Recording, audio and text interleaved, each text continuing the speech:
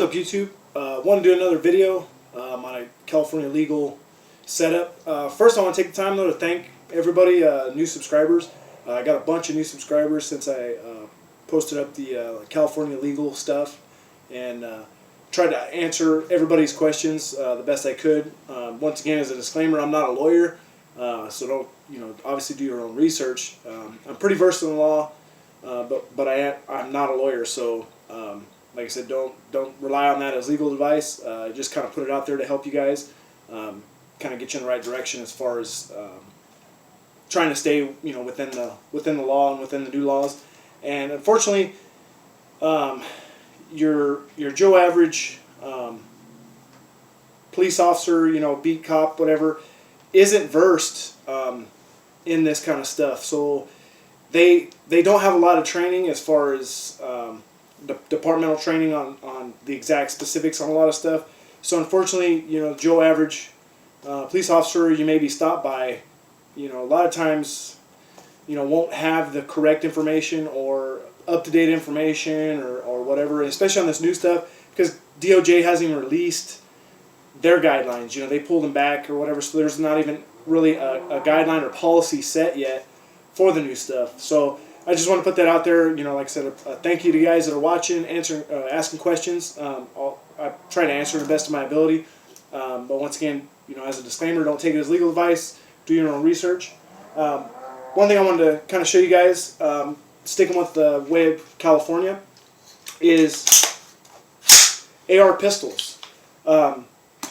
They are, legal at this point as far as to own and everything like that, just done the right way. This one's currently got a rad lock in it, or whatever, is the device that's used to make this one compliant, which is going to carry through this year. And at the change of the new year, I'll probably end up putting some kind of bullet button 2 lock or some kind of device on that basically locks the mag well till the action's open, because there's not really a way, at least that I know of, to do a featureless pistol, because the magazine is in front of the pistol grip. So these are kind of out as far as featureless goes, as far as I'm aware of. If you guys are kind of know anything about that, feel free to post, if you have any ideas or whatever, or see anything on them. But as far as I can tell, it's going to have to run some type of secondary lock or whatever that just basically keeps you from pushing the magazine release until the the action's basically broken open.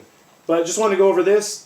This is something you guys could have did as far as like an 80% lower. If it was never a rifle or never built into a rifle, like I said, look into the specifics of the law, that it was built into a single action gun first, which gets you out of the roster requirements, and then it was converted to a lockable mag-fed pistol. So there's some gray areas there. Do your own research on that, but as of right now, these are legal in this configuration.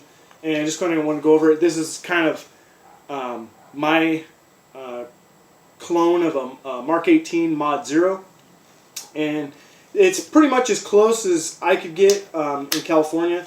Like I said, this is the K Industries stock and buffer tube, so they fit together. They lock in or whatever, makes a nice solid package.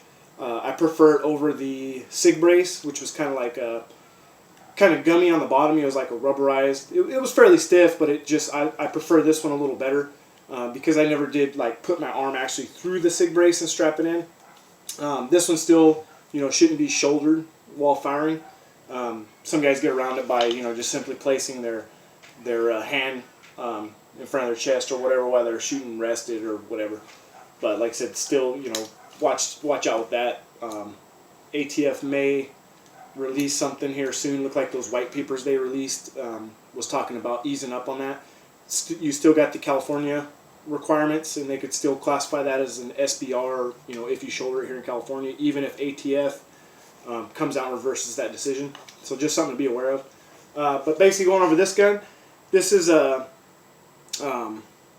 Palmetto State Armory upper that was one of their premium chrome lined, FN made uppers, and I had it cut down. And the reason why I went that way is because I could choose my gas port at that point.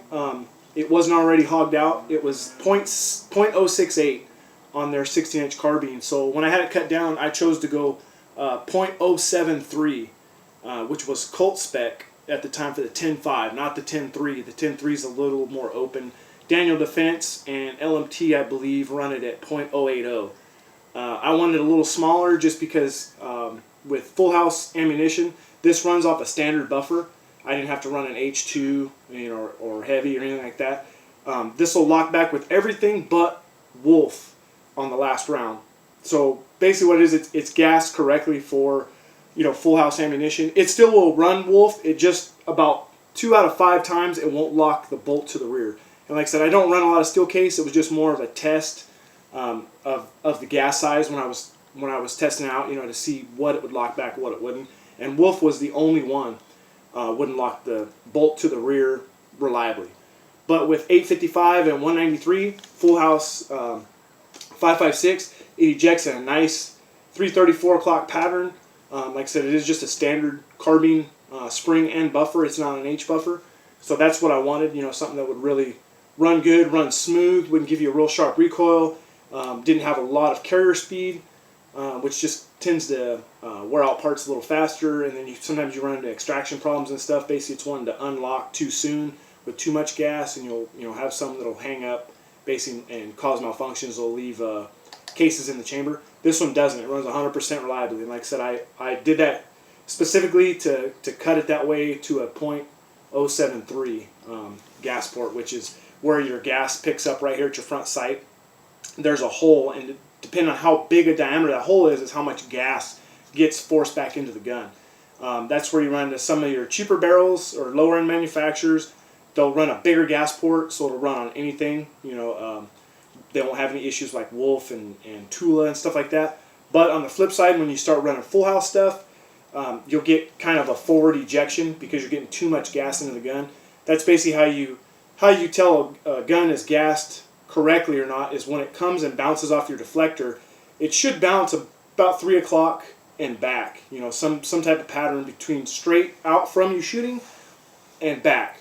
If it's going forward, especially if it's going forward like 1 o'clock, it's coming off hitting this too fast and bouncing forward, and that's not what you want. You want it to bounce directly, at 90 degrees from your shooting, directly out to your side or back farther than that. But it's a Knights rail. It's a Magpul AFG. This is the AFG Gen 1 or version 1 or the earlier version grip angle, and that's legal on a pistol because it's not considered a front grip by ATF. Forward grip, you can't run forward grip on a pistol. If it's a vertical grip like that causes a feature even federally, and you'll run into problems. You'll need to register as like any other weapon, which is doable here in California, but almost impossible. And there's some weird things that have to be like over 26 inches. You still have to get a trust. California, just like if you're buying a suppressor, but you're not, you can do it, but it's a bunch of loopholes. It's almost not worth doing here in California because you can't have anything cool anyway. It's not going to be detachable mag or whatever. But basically, I ran the Bravo Company Mod Zero brake / it's basically a brake on there. And like I said, since this isn't going to be featureless because there is no way to really do it that way, I went ahead and just ran this brake because it does have flash suppressor capabilities, so it wouldn't qualify as a featureless build anyway. But without moving the magwell into the grip, that's off the table. So went with that. Like I said, went with the Palmetto's barrel that I had cut down. I drilled the gas port. It's got a Streamlight, one of the newer rail mount TL1s. This is the single battery Streamlights, and these have been really reliable. I've used them. They're plenty bright. This one's like 350 lumens. It does give you the option to run a AA battery, which is kind of nice. You drop to like, I want to say 200 lumen if you run a single AA instead of a single CR123 battery. It's nice because it does come with a pressure pad. Everything's already included for you. Like I said, Knights rail, run the Knights covers on it, AFGE grip. This was a Palmetto's complete upper when I bought it, so it's Palmetto's upper, ADM mount, Aimpoint Comp M2, actually ML2. It doesn't have the night vision coated lenses on it. It'll still work with night vision, but it's not coded. It's not the optimum one. It's still got the settings though. When you turn it on, where the first 4 you don't see really with the naked eye. This is a just cut down LMT rear sight, which was actually correct on a Mk18 Mod 0. It could be the actual LMT, or it could be a cut, Colt or LMT carry handle. Bravo Company charge handle, Mod 4, I believe. It's the medium, whichever one the word medium is. And I just basically did a quick rattle can job on it, just to kind of make it look more authentic as far as the, Mark 18. Most of them were spray painted because most of them were used like, special forces, whereas the SOCOM programs.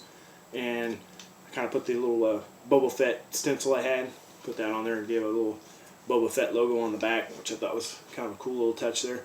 And like I said, it was just a quick rattle can job. A lot of times I'll take the time and put netting and stuff over them. I did a little bit of netting, and then I actually end up, when I went back through it, it covered most of the netting, so there's not a lot of netting pattern on it.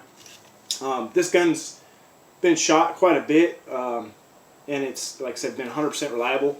It is doable. I just wanted to put out there, it is doable in California.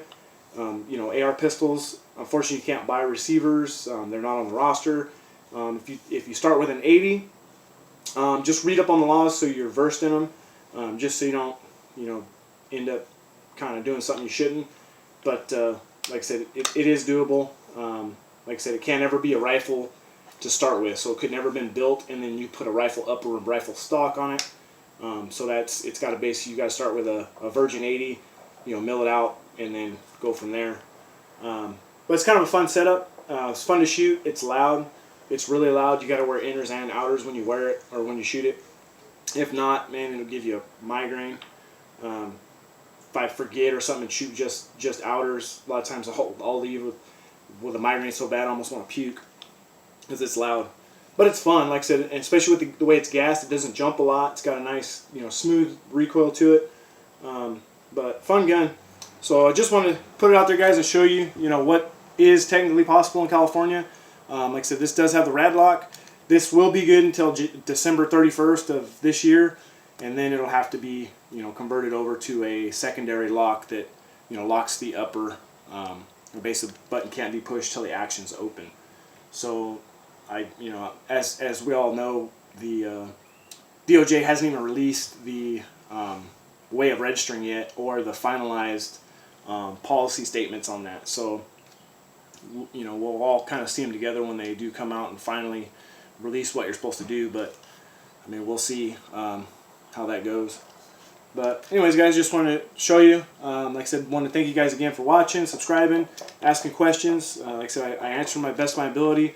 But like I said, don't take it as legal advice. It's just kind of my disclaimer.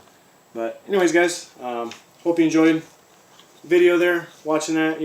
Mark 18 Mod 0. It about the closest we can get here in California. Because we can't do SBR paperwork, or if I could, I'd pay the tax stamp and do it, because this is definitely a fun gun to shoot. But maybe one day when I finally get out of the state, I'll be able to do that. But till then, this is the setup. All right. I appreciate it, guys. Thanks for watching. I'll see you next time.